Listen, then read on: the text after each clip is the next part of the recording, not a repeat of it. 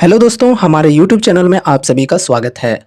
इस वीडियो में हम टाटा पावर से रिलेटेड एक बहुत ही बड़ी गुड न्यूज़ के ऊपर डिस्कस करने वाले हैं और इस न्यूज़ की अपडेट आज के दिन ही टाटा पावर ने दी है। चलो समझते हैं कि ऐसी कौन सी न्यूज़ आई है।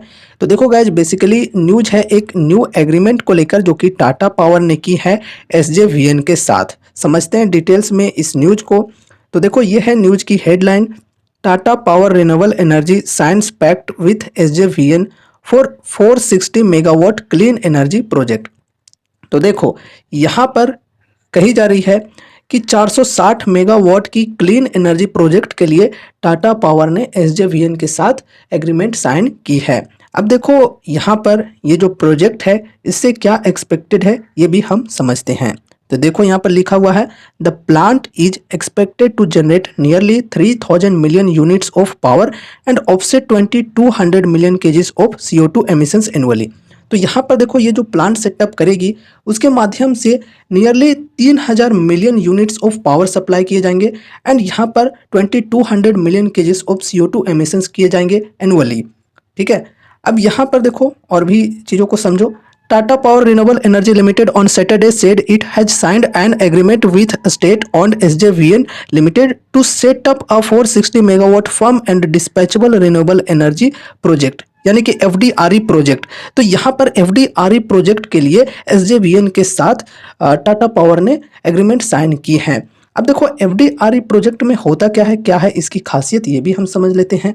तो देखो, an FDRE plant enables round the clock power supply.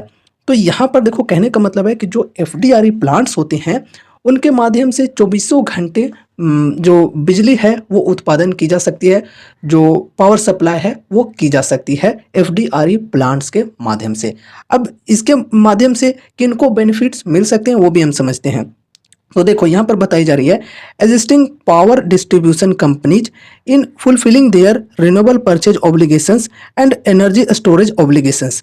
तो यहाँ पर देखो बताई जा रही है कि FDRE प्लांट के माध्यम से उन कंपनियों को बेनिफिट्स मिल सकते हैं, सहायता मिल सकते हैं जो भी पावर डिस्ट्रीब्यूशन का काम करती हैं एंड उनको यहाँ पर renewable purchase obligation and energy storage obligations में काफ़ी ज़्यादा सहायता मिल सकती है। यानी कि यहाँ पर एनर्जी स्टोर करती है जो कंपनी एंड जो एनर्जी डिस्ट्रीब्यूट करते हैं, जो पावर डिस्ट्रीब्यूट करती हैं, उनको ये FDRE प्लांट के माध्यम से बेनिफिट्स मिलने वाली है। चलो समझते हैं और भी डिटेल्स में इस एग्रीमेंट के बारे में। The plant designed to meet the 460 megawatt FDRE requirement integrate solar, wind and battery storage technologies to ensure efficient energy dispatch during peak hours thereby stabilizing the grid, it said। तो यहाँ पर देखो, ये जो FDRE project है इनके अंदर solar, wind and battery storage technologies यहाँ पर यूज किए जाएंगे एंड यहाँ पर देखो वही चीज़ें जो अभी हमने यहाँ पर डिस्कस की थी कि कितनी यूनिट्स यहाँ पर पावर जनरेट किए जाएंगे एंड CO2, ये सभी चीज़ें तो अभी हमने डिस्कस किया ही था। चलो यहाँ पर आगे हम और भी चीज़ों को समझते हैं। तो देखो, यहाँ पर लिखी हुई है with this addition the total renewables capacity of Tata power reaches 9421 megawatt.